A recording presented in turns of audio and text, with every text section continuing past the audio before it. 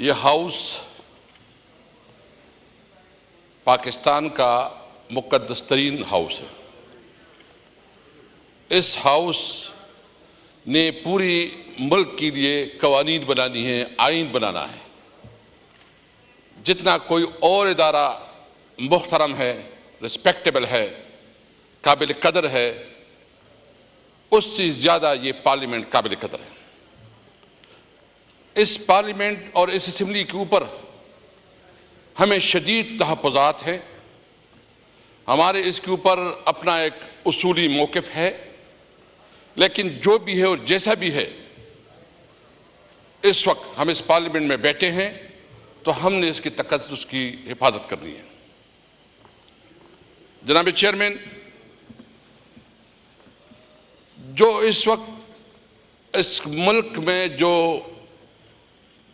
एक कानून के लिए, एक आईनी अमेंडमेंट के लिए जो हरबे इस्तेमाल किए जा रहे हैं, जिस तरह हमारे एमएनएस को खरीदने की कोशिश हो रही है, जिस तरह नाजायज़ मुकदमात बनाए जा रहे हैं, जिस तरह हमारे एमएनएस के खिलाफ यानी इतनी घिनौनी हरकत हो रहे हैं कि सादुल्ला बलोच हमारा एमएनए, उसको बाजियाब करने के लिए उसकी फैमिली को किडनैप किया गया,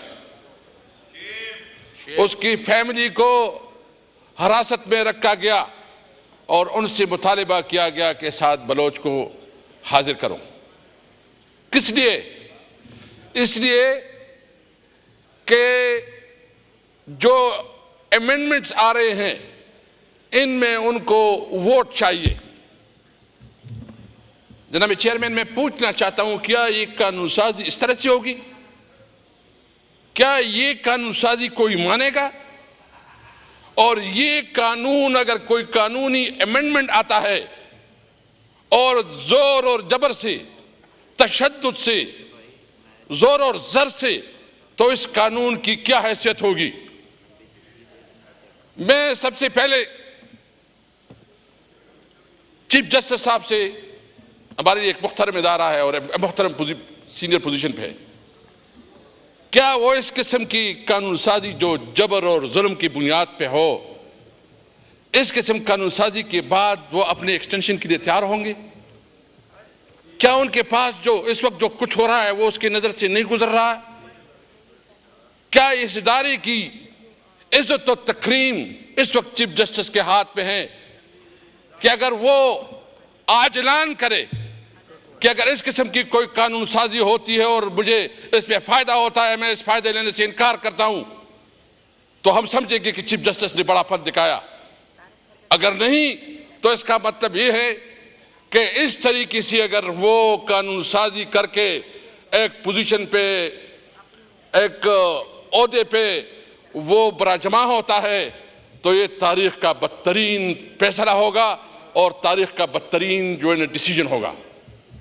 हम मुजम्मत करते हैं इस वक्त जो कुछ हो रहा है, और सिर्फ ये नहीं, यानी मैं देखिए हमारे खिलाफ जो है ना, चेयरमैन से मैं एक और इंटरेस्टेड बात बताऊं, मुझे ड्राइविंग नहीं आती, मैंने कभी ड्राइविंग नहीं की है।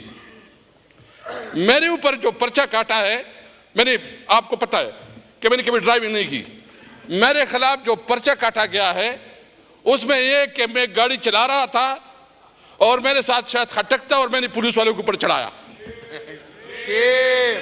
अगर मेरे पास कोई लाइसेंस है तो बताओ, दिखाओ कि वो किधर है। मैंने कभी जिंदगी में ड्राइविंग नहीं की है, न मुझे ड्राइविंग की वो समझे। और दूसरी बात, उसी दिन मैं पहुंच ही नहीं सका। मैं तकरीबन जो बहुत कंजेशन थी, बहुत जिस तरह जो रोड पे, यानी मेरे कहने के बाद जो करना चाहे करे, मुझे इसकी परवाह नहीं है।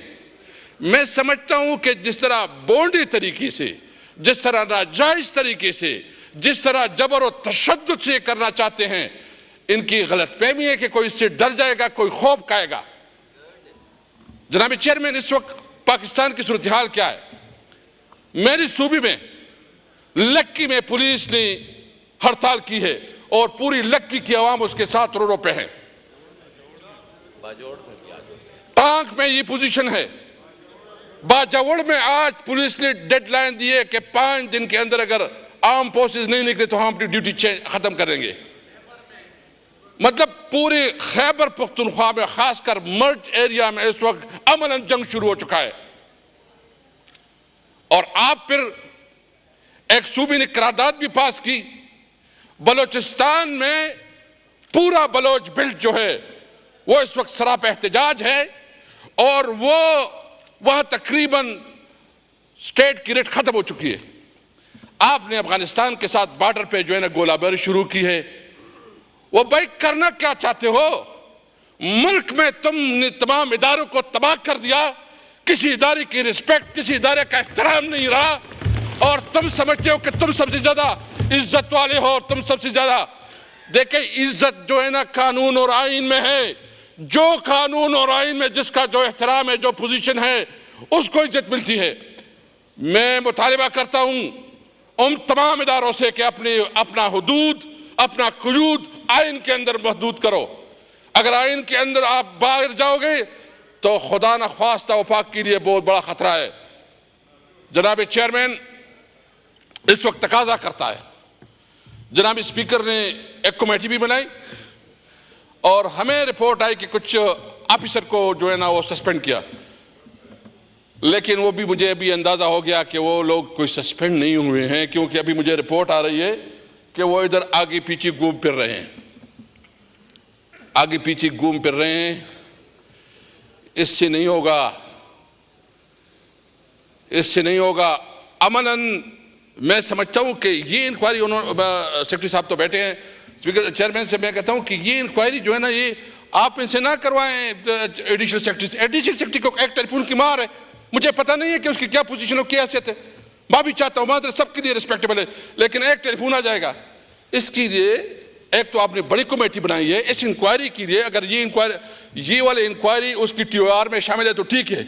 अगर इसकी टीओआर में शामिल नहीं है तो इसके लिए एक ऑल पार्टी कमेटी बनाई जाए ताकि इसकी सही मानों में तहकीक हो और जायजा लिया जाए कि कैसा हुआ है।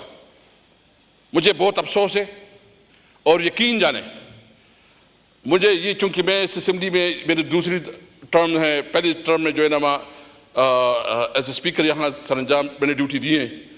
दूसरी ये कि ख्वाजा आसफ साहब ने उस दिन बताई, कल मैं चूँकि पेशावर हाई कोर्ट में था, मैंने उसकी तकरीर सुनी है कि हमारे प्रोडक्शन आर्डर जारी नहीं होते थे। मैंने कल सेक्रेटरी साहब आपको एक रिक्वेस्ट दी है, उसकी डिटेल मुझे दे दें। मैंने कभी किसी की प्रोडक्शन आर्डर रिफ्यूज़ नहीं किए।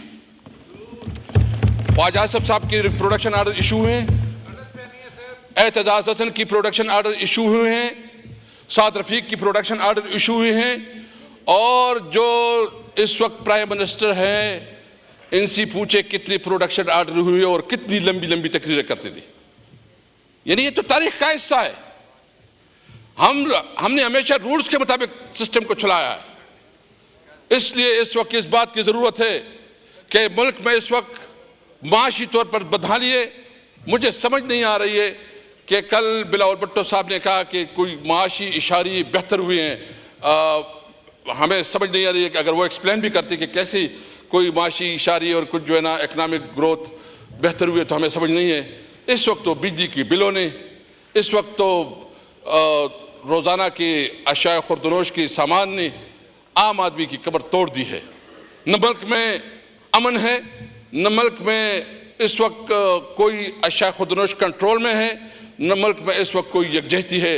इस वक्त मुल्क एक बहुत बड़े खतरे की तरफ बढ़ रहा है। हमें ज़रूरत है कि इस पर सीरियसली सोची जाए। जो सियासी मुकदमात बनाए गए हैं इमरान खान और उसके साथियों के और जितने कैदी हैं उस सब के खिलाफ वो सियासी मुकदमात ख़त्म की जाए, और जो मैंडेट चोरी की बुनियाद पे इस वक्त ये हुकूमत बैठी है, हम मुतालिबा करते हैं कि पार्लियामेंट 45 की असली जो मालिकान है उसको उसका मैंडेट दिया जाए।